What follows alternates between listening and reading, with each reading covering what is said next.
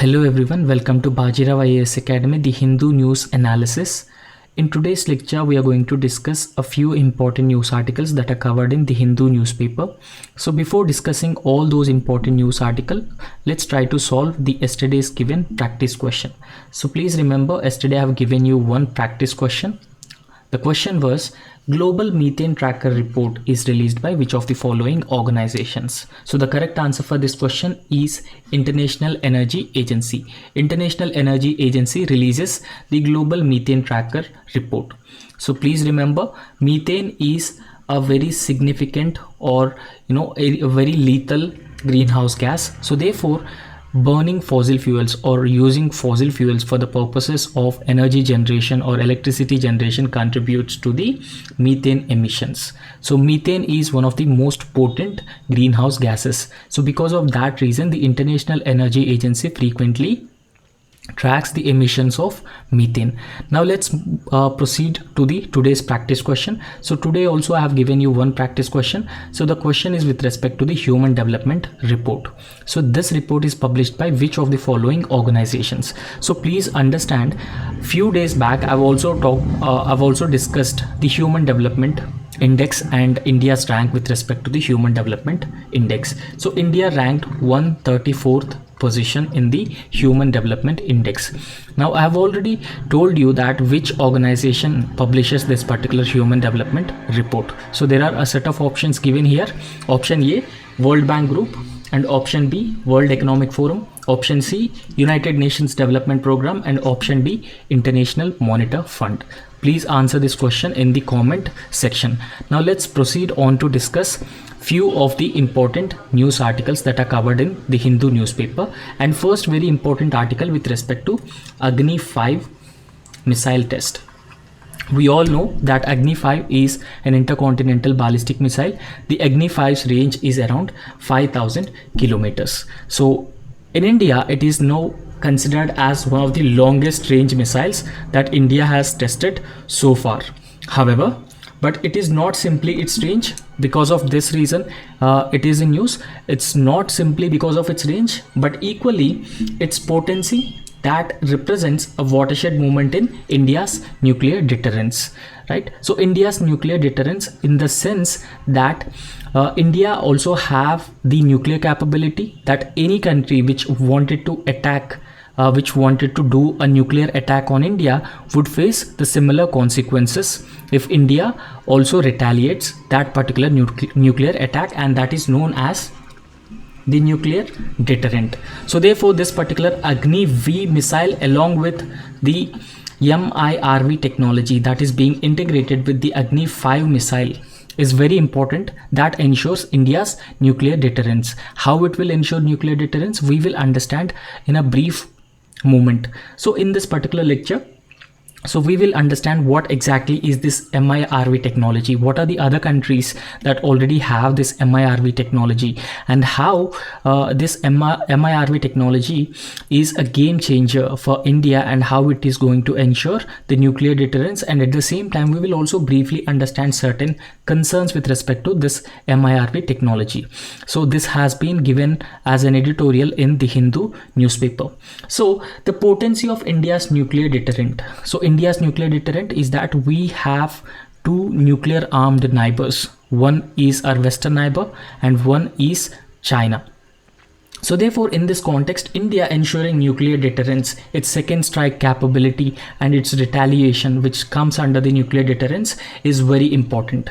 So therefore this MRV technology integration with the Agni-5 has enhanced India's overall capability, overall capacities. Why? Because India has been integrated Agni-5 missile with the multiple independently targetable re-entry vehicles. So that is the MIRV. So the MIRV essentially means multiple independently targetable re-entry vehicles. Now what is this multiple independently targetable re-entry vehicles? For example, imagine this is a normal missile. Okay, so this particular normal missile only having one particular warhead. Okay, so this can target at one area alone. On the other hand, if you talk about the MIRV missile, so this MIRV missile is equipped with several nuclear warheads. So these several nuclear warheads can actually target the different locations. Okay, so it can attack a different locations with a single missile, and that is what is known as the multiple independently targetable re-entry vehicles. Okay, so once the missile is fired, these nuclear warheads would attack different locations on the earth. So in fact, these MIRV technology equipped missiles could also be able to deal with the missile defense systems in a more efficient manner. Now, which of the countries already possess this MIRV technology? For example, United States, China, Russia. So Russia has both sea-based and land-based MIRV technologies, and India now possesses this MIRV technology. On the other hand, United States, United Kingdom and France have the sea-based MIRV technologies. So land-based MIRVs are particularly destabilizing because many warheads on fewer missiles are vulnerable to attack, so incentivizing the adversary to strike first in a time of crisis. Now in this context, we will understand briefly what is this MIRV technology in a detailed manner. So MIRV technology is also called with a name missile bus. Okay, so it is also called with the name missile bus because whose passengers are nuclear bombs or nuclear warheads that are mounted on the top of the missile. So which also facilitates a single booster to deliver them to different targets. A single booster can target different locations on the earth. Okay, so because of this reason, it is known as multiple independently verifiable re-entry vehicles. Okay, so it means that MIRV can target multiple targets that can be hundreds of kilometers apart from a single missile. So even though it is the targets are 100 kilometers apart, hundreds of kilometers apart, the MIRV can accurately target those multiple zones, which are also known as the targets. Now, DRDO, Defense Research and Development Organization, tests AG5 missile with this MIRV technology. Okay, so MIRV technology means multiple independently targetable re-entry vehicles.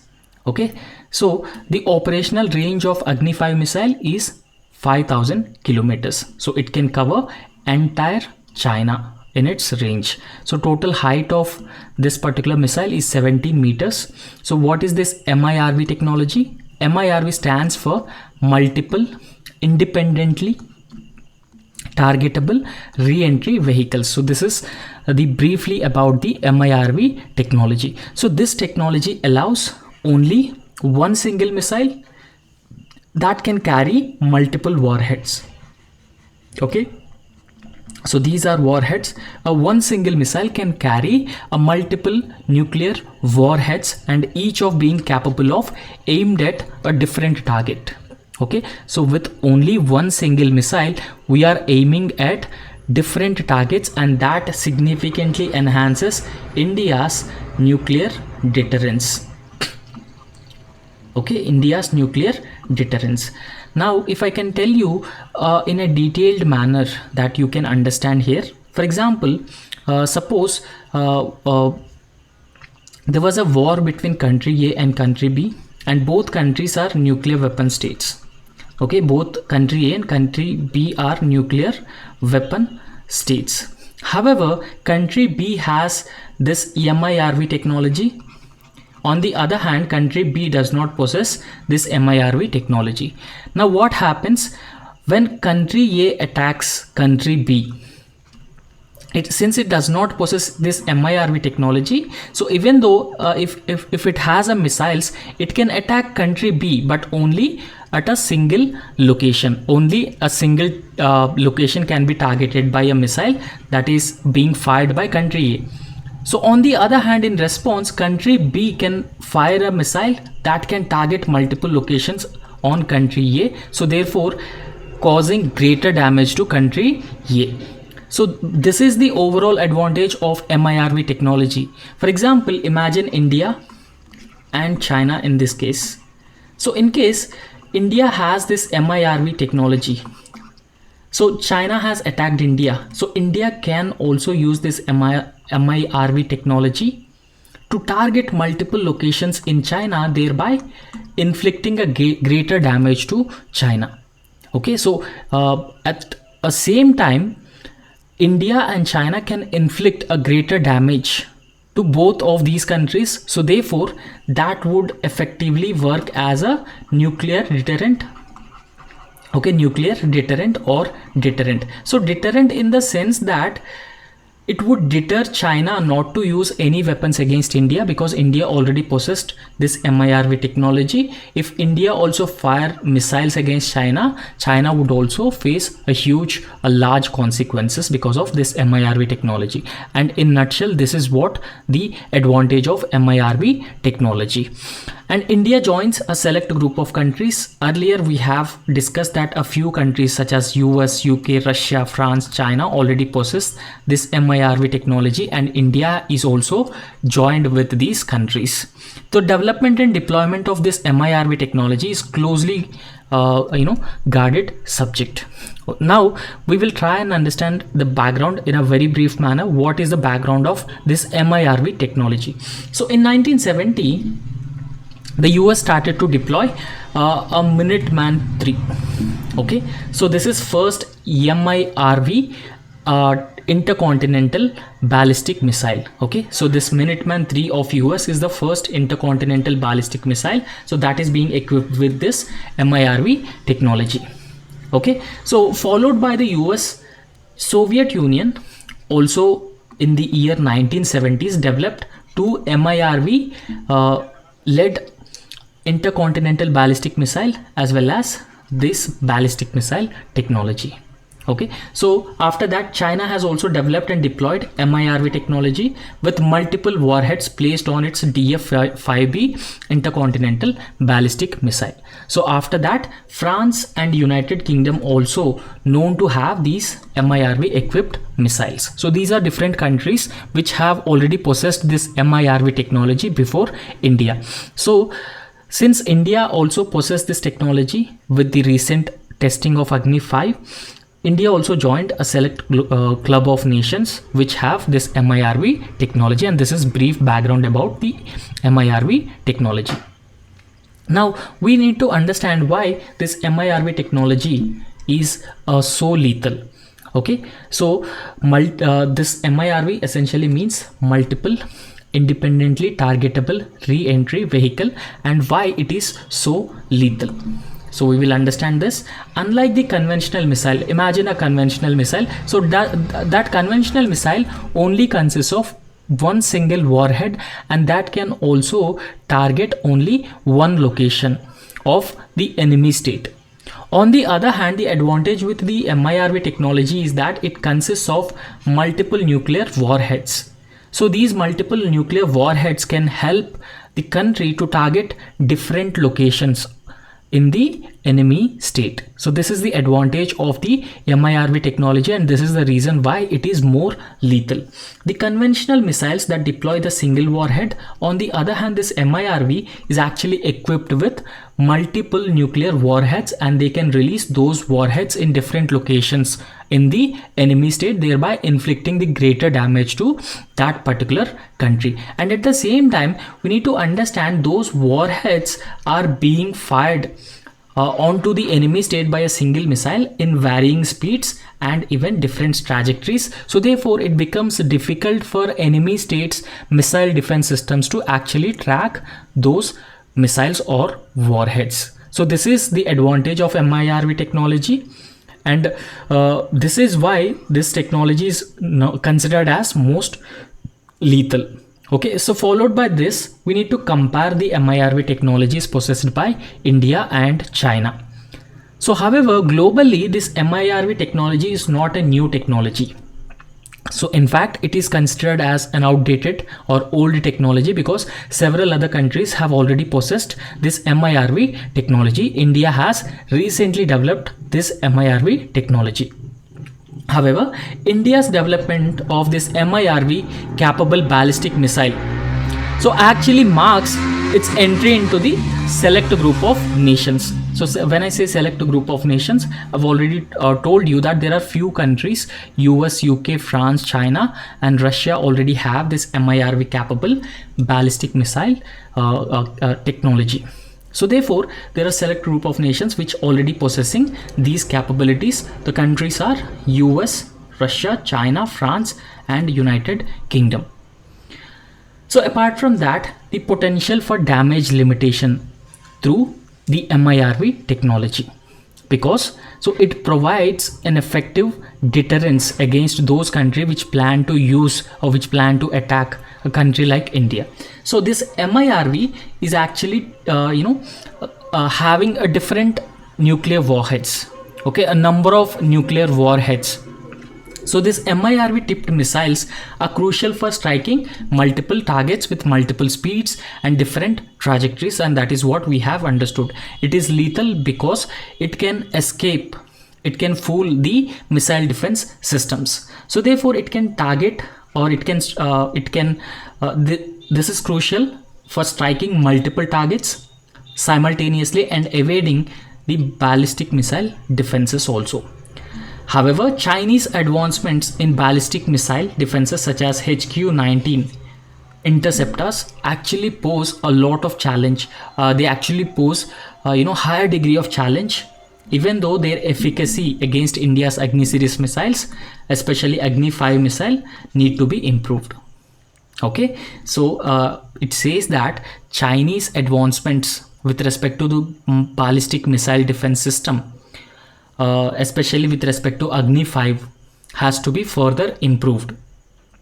So therefore, a potential for damage limitation is also a major aspect between India and China. So after that, there's also a need for future further testing on this MIRV technology. So while integrating MIRV technology into Agni-5, we have discussed that the MIRV technology has been integrated with the Agni-5 missiles. So it is a significant step, there's no doubt about that. However, there is a need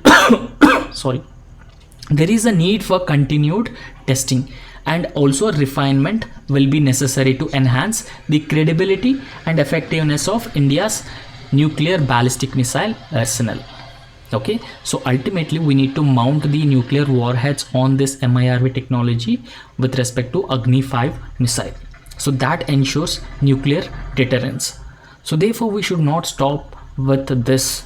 We should further test this multiple times so that we can ensure its credibility, its effectiveness, right? So that ultimately ensures the nuclear deterrence or the benefit of nuclear deterrence for India. Now we will understand there are certain complications also which are involved in the development of the MIRV capable ballistic missiles.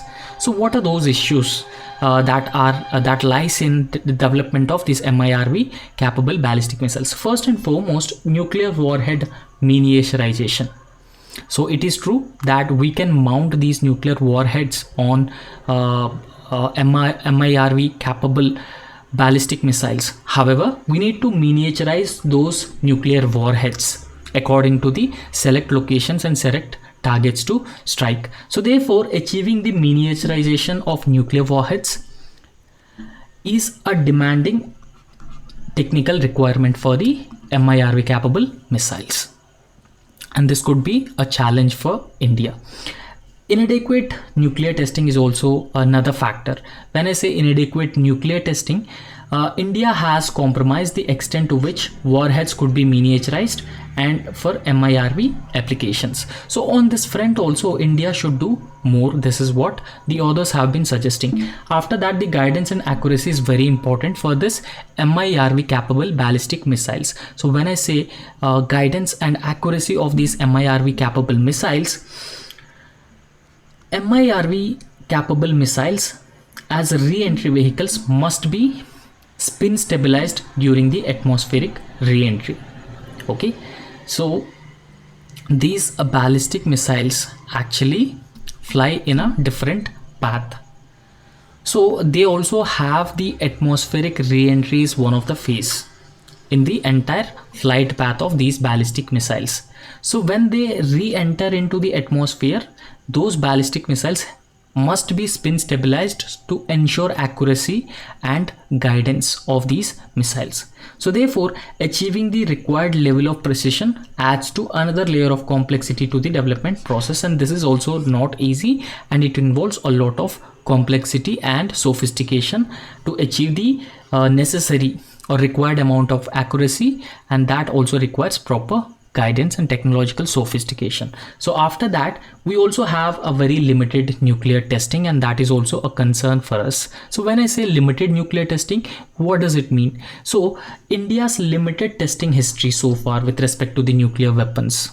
So India has not tested so many nuclear weapons, or there were no not so many instances of nuclear testing in India. So that has restricted the extent to which warheads could be miniaturized and MIRV technology could be developed. Okay, so this is also another constraint for us. So we very often brand ourselves, advertise ourselves as a responsible power. Because of that reason, India has not gone for testing these nuclear weapons multiple times, or nuclear tests were not conducted multiple times. Okay, so therefore, because of that reason, we have developed this MIRV technology, and we also wanted to ensure the nuclear deterrence also.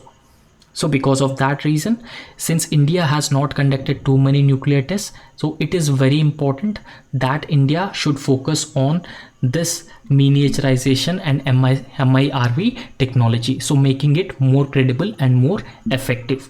So this lack of testing has posed a lot of challenges to Indian missiles and even the nuclear engineers as well. After that, we should also talk about the launch platform of the MIRV technology based ballistic missiles. So Agni-5 is expected to be launched from a road mobile platform. A road mobile platform in the sense that that will also create a lot of logistical and operational challenges to launch such missiles. Okay, so these are some of the challenges that the authors have been discussed as part of this MIRV capable ballistic missiles testing.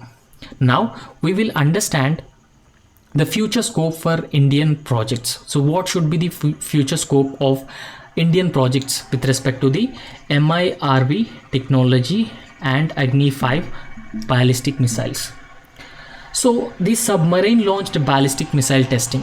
Please remember, we have plans to launch this particular Agni-5 missile from the road-based facility. Similarly, we also have plans to launch the Agni-5, the MIRV integrated Agni-5 technology from submarine launched ballistic missile. So India is set to test a long-range submarine-based ballistic missile, submarine launched ballistic missile. So that will be launched from its nuclear ballistic missile submarines. So India also possesses some nuclear ballistic missile submarines, and that will be used for launching the long-range submarine launched ballistic missiles. So the project has been essentially aims to further enhance India's nuclear deterrence and nuclear deterrence capability by adding a sea-based component of its arsenal. So I have already discussed, I've already told you what exactly is nuclear deterrence means. So when I say nuclear deterrence, so nuclear deterrence is the capability or nuclear capability of a country to deter another nuclear power against the use of nuclear weapons by the adversary, and that is the definition of nuclear deterrence. And after that, the strategic focus on China. Now China has been emerging as one of the key adversary for India. It has been challenging India's regional role or regional power role or regional leadership role. So therefore, India's strategic focus on China, India has developed this MIRV technology particularly with respect to keeping China in focus. So the development of Agni-5 with MIRV capability specifically addresses potential threats from China's missile and missile defense programs.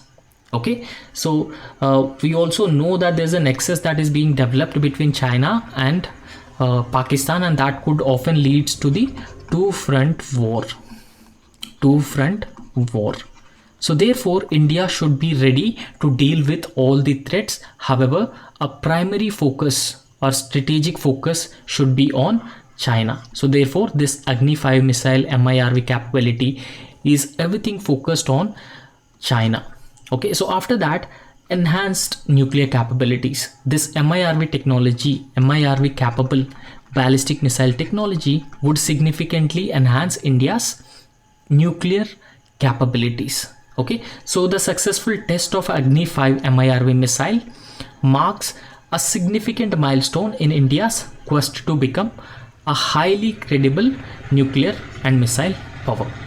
Okay, and after that, it also signifies India's determination to bolster its nuclear capabilities to counter the emerging threats effectively. Okay, so in future also, India is going to face a lot of threats. In order to deal with those threats, we should be prepared with technologies such as MIRV. And at the same time, India also wanted to ensure regional peace and stability. So in order to ensure regional peace and stability, India's role is very crucial.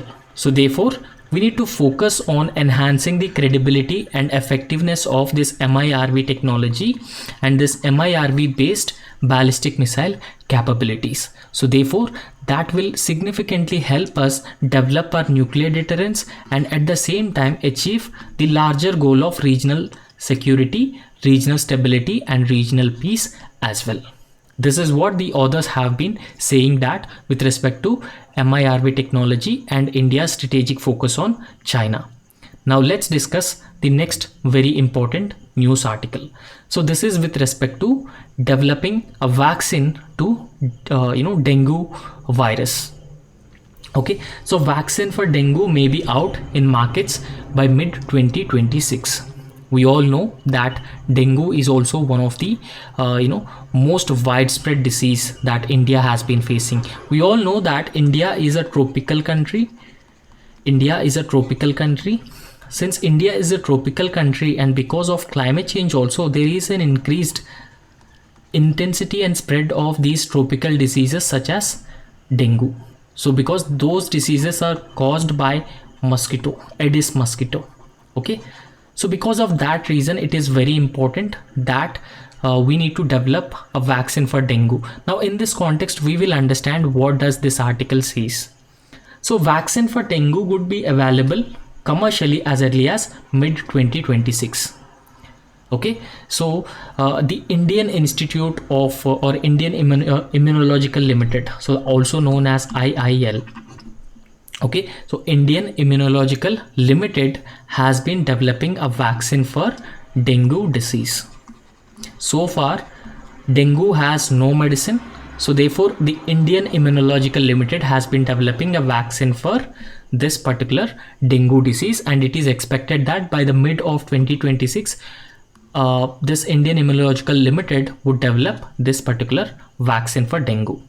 Okay, so however, the Indian Immunological Limited has also said that it has completed the first phase of clinical trials. So we all know that in order to give approval to a vaccine, or in order to test the efficacy and efficiency of a vaccine, and in order to understand the side effects of vaccine, it is very important that vaccine should go through multiple clinical trials. So in this case, dengue has also completed first phase of clinical trials, and so after that there is a need to conduct the second phase and third phase of clinical trials to release the commercial dengue vaccine.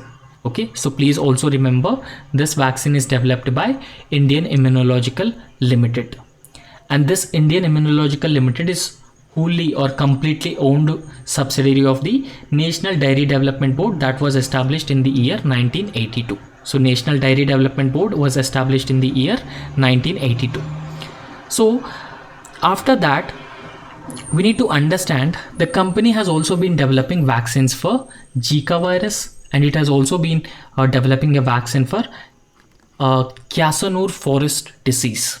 So when we talk about this Casanur forest disease, This is also caused by a virus, and this was first identified in the year 1957, this Casanur forest disease.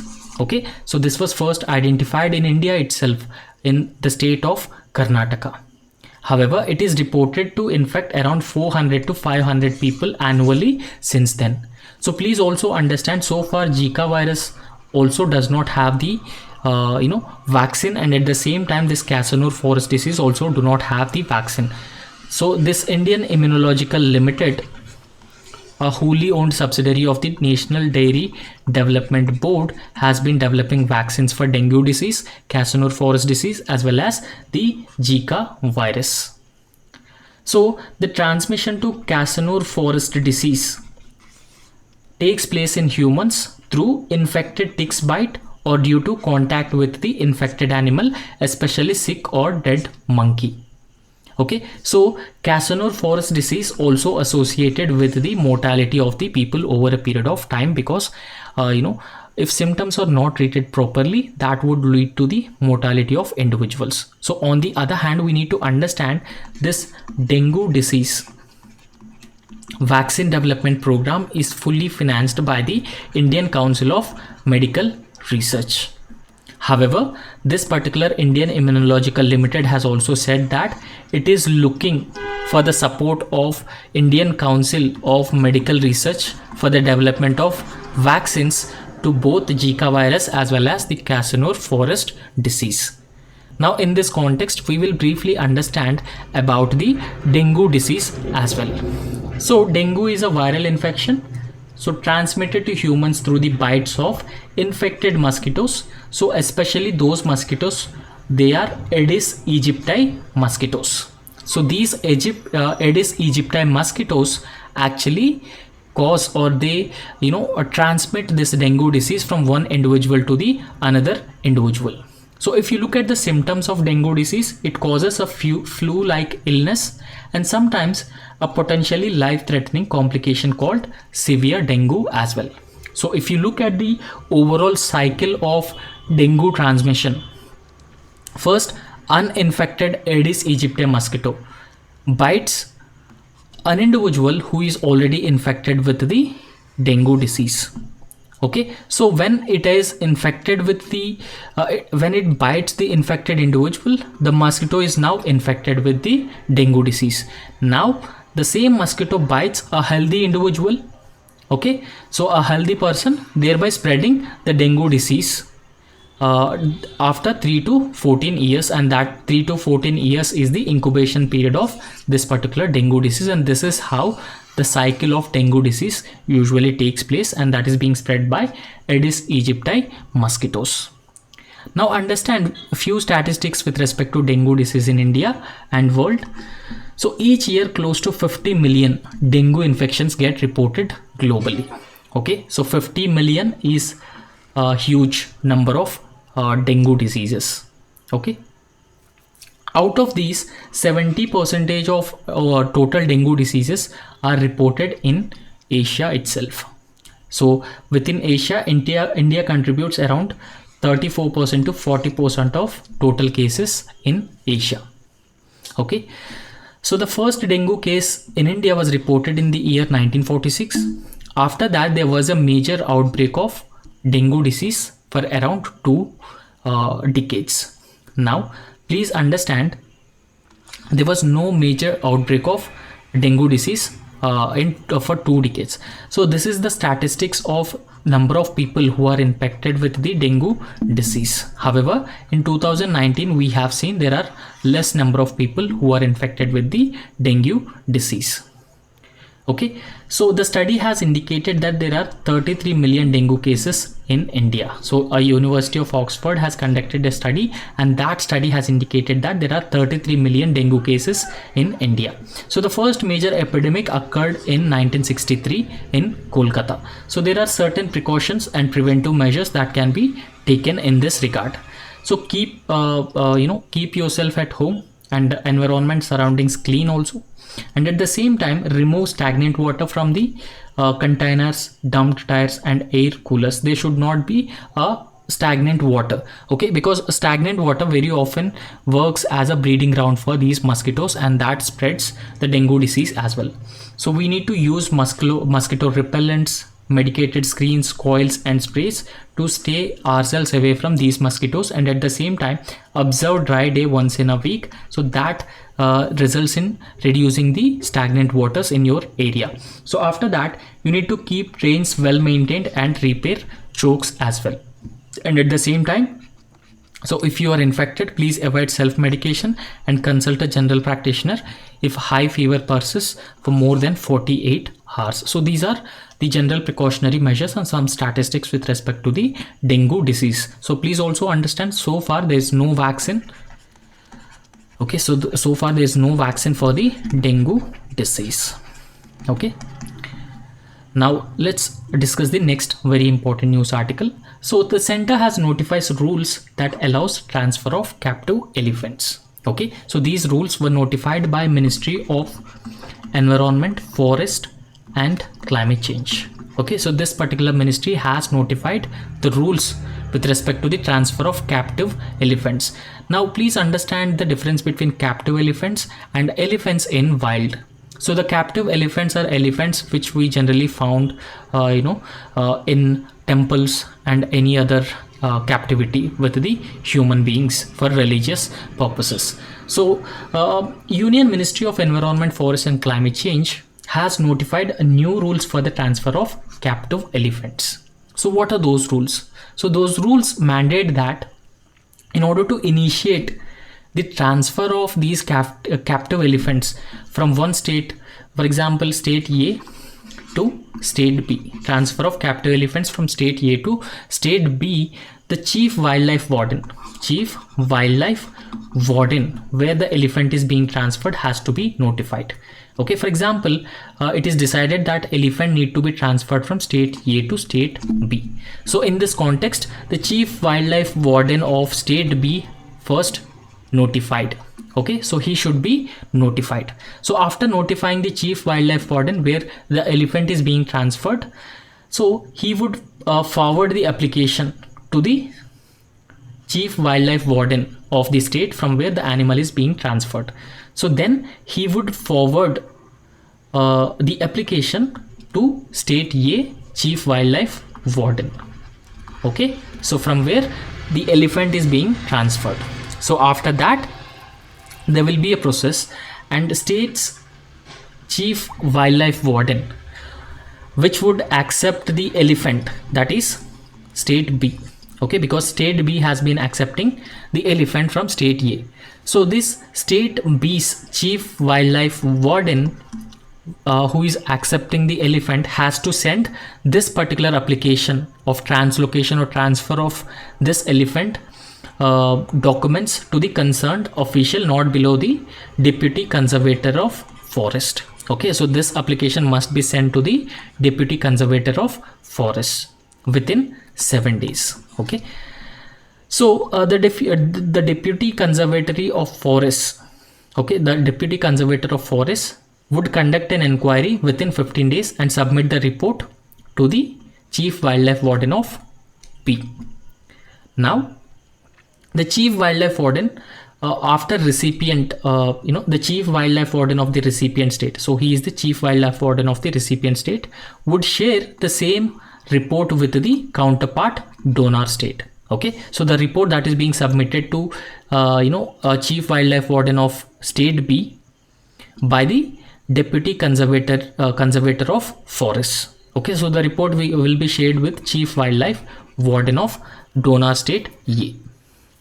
So the donor state chief wildlife warden would be taking a final call on the decision whether to transfer to be accepted or rejected. So the chief wildlife warden of donor state A can either accept or reject the transfer of elephant from state A to state B. Okay, so this is the procedure that is being modified or that is being notified by the government. So this transfer according to new rules would be permitted if the donor is no longer capable of taking care of the captive animal. For example, the donor state, not just the donor state, but actually individual who is holding the animal captive, if he is not able to take care of the elephant, then also the elephant can be transferred to another state. Okay, so the transfer according to the new rules would be permitted if the donor is no longer capable of taking care of the captive elephant.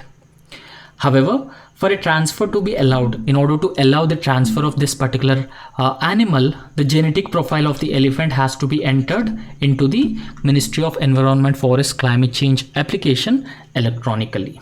Okay, so these are the new rules with respect to the transfer of elephants, particularly the captive elephants from one state to another state, that are being notified by the Ministry of Environment, Forest and Climate Change. Now we will briefly understand the status of elephant in India. So Government of India introduced Project Elephant in the year 1992, and it is a centrally sponsored scheme. Now centrally sponsored scheme, there would be a different funding pattern, and there's also an active involvement of the state government as well.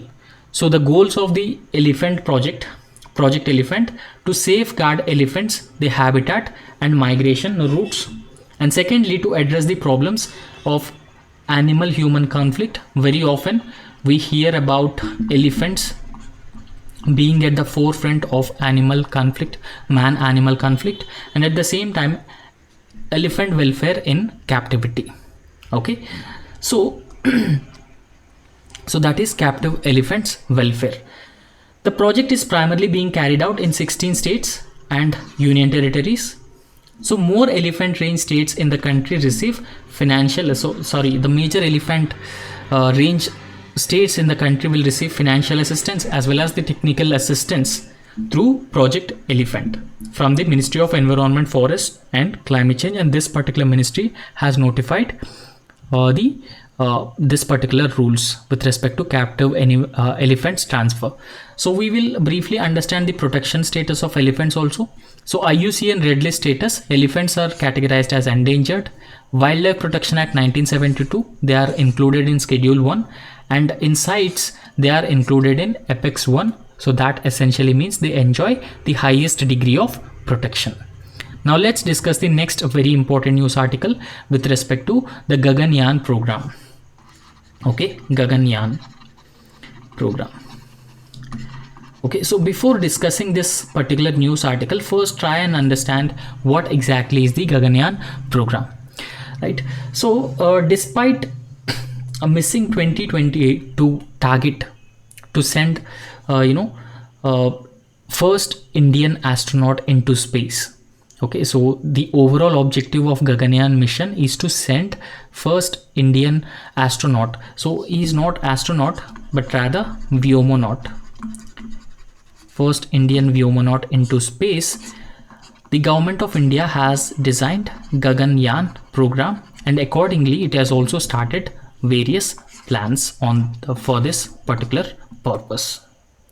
Okay, so on this front, ISRO has also made a substantive progress by conducting various phases of tests which comes under the Gaganyaan program.